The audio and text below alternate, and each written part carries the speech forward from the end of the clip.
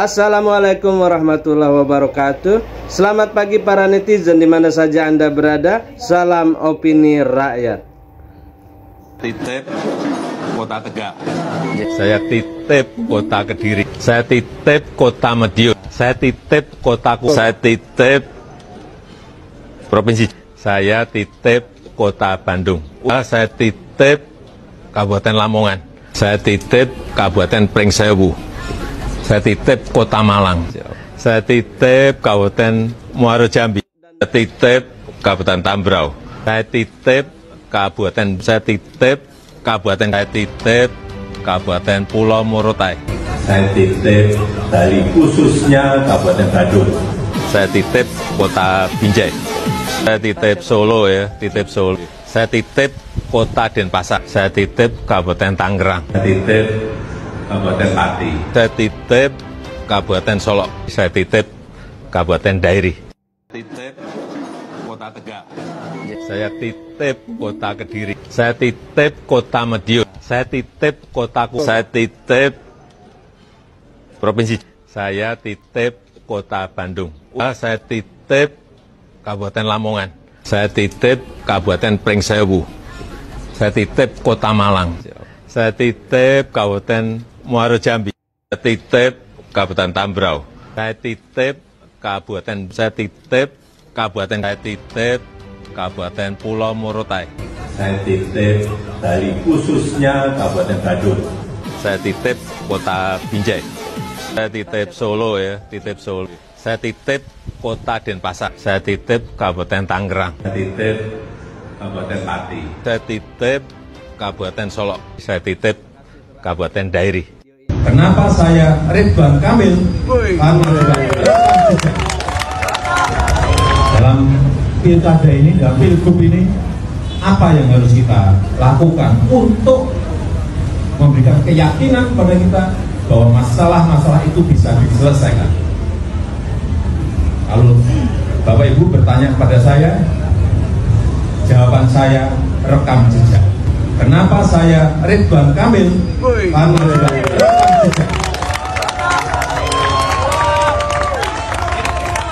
Pak Rini dan Mas Goni, saya titip Kabupaten Blitar. TTP dan Pak Denny, saya titip Tapanuli Utara. Pak Wahyu, Pak Ali, saya titip Kota Malang. Anda, Gus Kawim, saya titip Kota Kediri. Pak Amir, Pak Cici, saya titip Kota Binjai. Pak Paulus, saya titip Kabupaten Tambrau. Gofur, Pak Firosa, saya titip Kabupaten Lamongan. Pimpinan KPK baru, ini yang milihin Jokowi loh. Ya.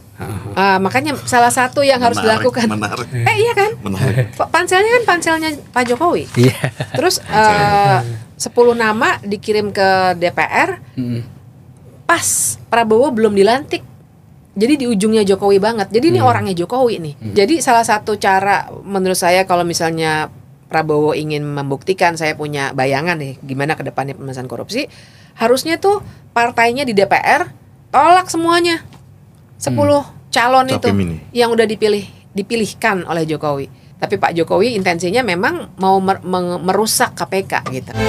Ini berarti kubu Ridwan Kamil ini agak kocar-kacir ya soal pilkada ini ya kalau kita lihat ya. Betul, karena pertama mereka tidak solid mendapat dukungan dari Kimples sendiri. Jokowi meminta kepada ketua partai untuk memenangkan RK 58% seperti Pilpres. 58%. Salah seorang ketua partai terkejut, gimana ini caranya? 58%. Sementara logistiknya kan nggak ada. Nah ini yang menjadi problem. Partai lain gimana? Gue dengar sudah ada partai yang sampai marah banget dan tidak mau sama sekali mendukung Ridwan Kamil. Ya, ada 2 partai sebetulnya yang mestinya dimatikan. Dimatikan benar-benar. Dimatikan. Bahkan mereka punya posko bersama untuk mendukung Pram. Jadi 2 partai ini sudah kita tulis juga, Nasdem dan PKB. Ya. Jadi Mulyono, semoga VT gue ini tidak pelanggaran. Tadi aku posting pelanggaran, gitu loh. Oke? Mulyono, sekelas Jawa Tengah aja mengerahkan dana begitu banyak influencer, apa, tetek bengek, ya kan?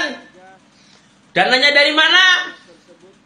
Dari judol. Karena si Mulyono adalah salah satu yang mempunyai judol. Inisialnya T juga, ya, Mulyono, ya kan? Ingat kenapa aku bilang dulu, ingat nggak? Saya pernah membongkar kasus Sambo, bahwa Lutfi adalah anak buahnya Sambo, ya kan? Sambo, ya, bendaharanya itu. Kenapa seorang Brigadir J dingek? Karena dia mengetahui tentang perjudolan. Ada langsung Sambo di penjara, dituntut hukuman metong. Langsung dirubah undang-undangnya sama si Mulyono. Dirubah apa? Kalau selama 10 tahun si Sambo berkelakuan baik, langsung hilang tuh hukuman metong. Apa sih yang nggak dirubah sama si Mulyono? Semua undang-undang dirubah. Yang penting untuk anak buahnya, anaknya, dan menantunya. Ingat nggak? Si menantunya pernah mengembalikan uang tentang korupsi lampu taman itu, lampu pocong itu. Langsung dikembalikan, bebas dari hukuman. Sudah dirancang sama si Mulyono. Aduh, pokoknya Mulyono si ketua judol. Mungkin baru kali ini pilkada itu jadi begitu menarik. Biasanya pilkada yang dipantau secara nasional itu hanya ada di Jakarta saja. Karena memang Jakarta menjadi tangga terdekat untuk tarung di nasional. Tapi sekarang orang memantau pilkada bukan hanya di Jakarta. Mereka juga memantau di Jawa Tengah, Jatim, Sumatera Utara, bahkan juga di Bali. Bisa dibilang pilkada kali ini bukan sekedar memilih pemimpin daerah, tetapi sudah menjadi ajang pertarungan antara PDI Perjuangan dan mantan kadernya, yaitu Joko Widodo. Kalau kita tengok lagi ke belakang, perseteruan antara Jokowi dan PDI Perjuangan itu berawal dari keinginan istana untuk memperpanjang masa jabatan presiden menjadi 3 periode, tetapi ditolak oleh Megawati. Permintaan 3 periode itu kemudian diperhalus menjadi perpanjangan jabatan presiden selama 2 tahun saja dengan alasan 2 tahun hilang karena COVID. Tetapi tetap ditolak oleh Megawati. Padahal hampir semua partai setuju dengan usulan perpanjangan masa jabatan presiden itu.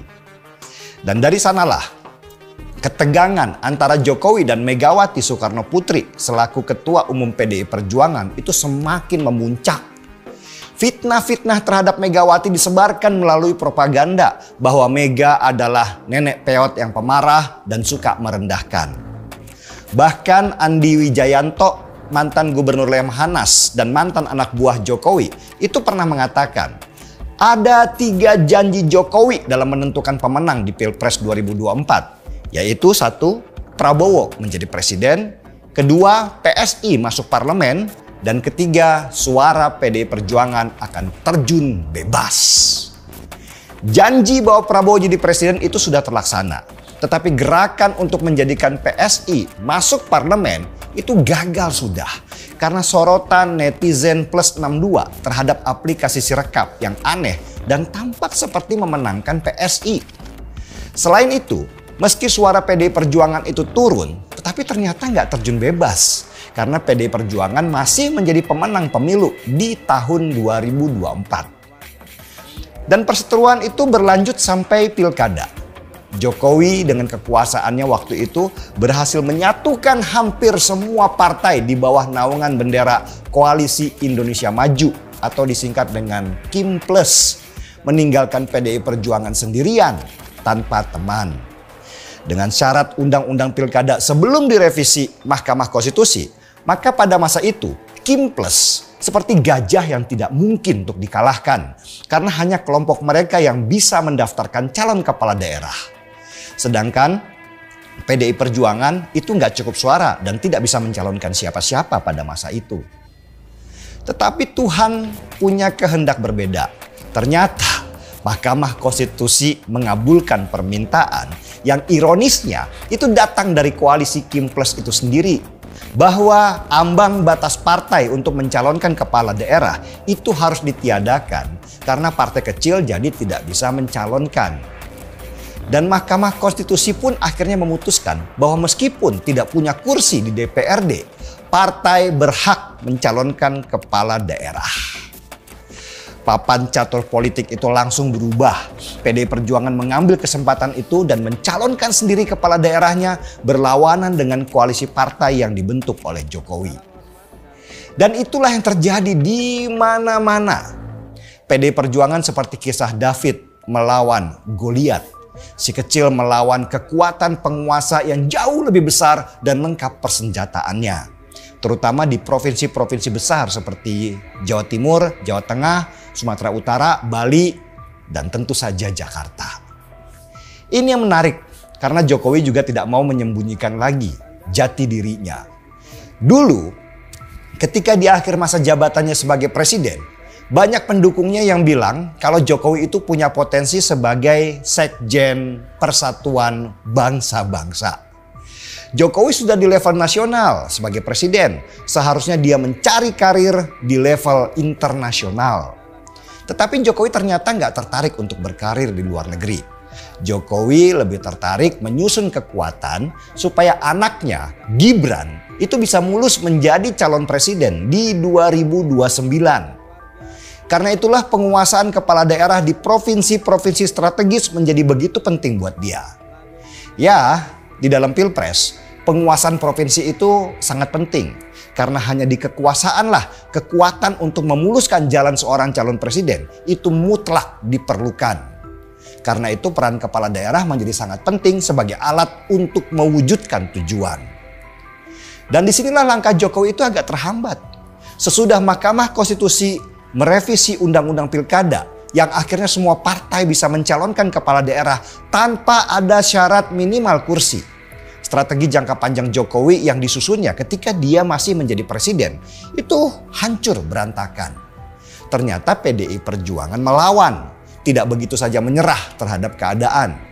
Dan itu dibuktikan oleh PDI Perjuangan di Jakarta dan Jawa Tengah. Naiknya hasil survei dari calon-calon PDI Perjuangan di Jawa Tengah dan Jakarta mengungguli calon-calon Jokowi yang membuat Jokowi resah. Karena meski provinsi lain juga besar, tetapi Jawa Tengah dan Jakarta adalah provinsi paling strategis untuk memuluskan jalan Gibran di 2029. Jokowi tidak tahan dan dia akhirnya turun ke jalan. Sudah tidak ada lagi rasa untuk sungkan untuk mengkampanyekan calonnya di Jawa Tengah dan Jakarta. Bahkan Jokowi berhasil memvideokan dukungan Prabowo yang sudah sah menjadi Presiden Republik Indonesia untuk di Jawa Tengah. Di Jawa Tengah ini ya, Jokowi punya kepentingan yang jauh lebih besar. Selain untuk pendukungan Gibran nanti di tahun 2029, Jawa Tengah juga tempat tinggalnya Jokowi. Pasti Jokowi merasa nggak nyaman tinggal di daerah yang dikuasai oleh PDI Perjuangan. Maka kemenangan Jawa Tengah menjadi penting dan strategis sekali untuk Jokowi secara pribadi. Sementara banyak orang yang mengira naiknya suara pasangan dari PDI Perjuangan itu menandakan suara Jokowi makin melemah karena dia sudah tidak lagi berkuasa.